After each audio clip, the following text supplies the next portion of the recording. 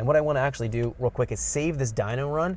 So we're going to go up here to our dyno screen, and we're going to go here to save run, and we're going to go ahead and save it 0 VTC pool 1. That's going to be fine. We'll save it to our folder, and then that way it's saved and we can use it for comparison's sake. So I'm going to go here to begin, and we're ready to go to do our dyno pool. I'm going to go ahead and fire it off here real quick. Now when I do this, recall that we have to wait for that wideband to come online. As soon as this comes online, we'll continue on and we'll do our pool, and we'll keep going rapid fire through this process. All right, so we can see here that the wideband is reading, the closed loop is starting to function. I'm gonna go up here to logging, and we're gonna start a recording, throw my headphones on, and do this pool here. All right, record, hit the fan on for the dyno, all ready to go.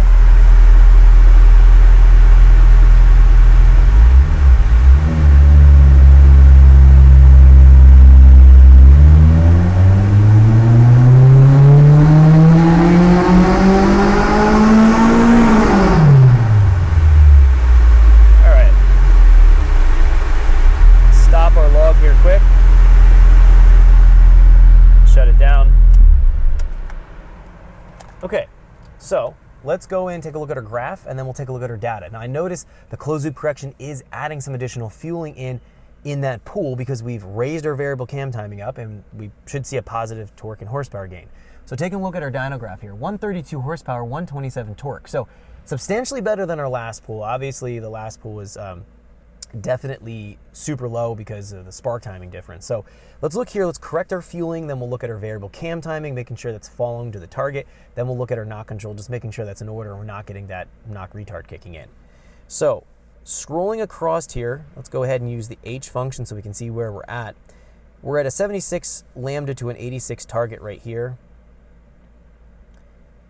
As we start to do our pool, a little bit richer than the target it looks like. So right here we might be just a little bit richer. I'm going to go and just bump this down a little bit. So I'll go from 0 to roughly 1500, even 2000 RPM. Just turn this down just maybe 3%. So we'll do 0.97, and then we'll highlight here, do Shift V. Let's go up here a little bit. So we go into the next area, and what we're finding is we're right at the target. So 87 to 86 lambda with no correction, perfect right there. Going up a little bit more here. Now we're at 93 lambda to an 86 target with a 2% correction. Here we need to bump this in a little bit. Now what I'm going to do, I'm going to leave all of the VE table. I did edit down here, but the rest of the table, I'm going to leave this alone. I'm going to watch the effect of changing the variable cam timing. So we'll kind of note where we're at for our closed loop correction. Once we figure out the variable cam tuning or variable cam table and we get our blend set, then we'll come back in here as a last change to the VE table. We'll update everything based around our variable cam blend. So looking at this, we obviously see here that it's leaner than target. The closed loop correction is starting to correct it. We get to the higher engine speeds here. We're a little bit richer than target, and the closed loop correction here is kicking in. It's starting to going and making its adjustments. So we obviously see the closed loop correction is showing that it's adding some in. So going from 0 to 10, that would tell me that it's a positive gain. Now if I go from 10 to 20, we should see a jump in power. We'll have to find out what that looks like. But we should see a similar change. We should see it show that closed loop fuel correction is adding even more fuel in, going from 10 to 20 if we're seeing a positive torque and horsepower gain. Let's look here at our knock control and just make sure.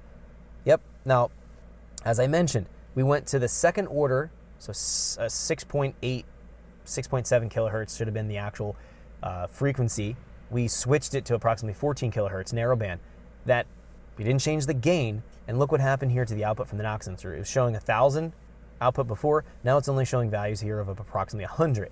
So this is exactly what we want to see for the knock sensor output. This actually looks really good. I'm going to change the knock channel here to the gain channel to 2, just so we get a little bit more amplitude output out of the knock sensor, but this looks good. So that second order harmonic produces a better, more usable signal from our knock sensor. And we don't have obviously that false knock report. We're running a full 10 degrees that we're commanding from the spark timing table. Again, that's super low. We'll see a massive jump in power once we start to bump our timing in, our spark timing in. Thanks for checking out our teaser clip. If you want to see the rest of this video and more than 500 hours of current EFI training we have to offer, make sure you click right here. If you want to go and check out more teaser clips from this training course, click here. And you don't want to miss any of the videos we're going to be releasing on this channel, so make sure you subscribe and click here. Thanks for watching, and I'll see you guys later.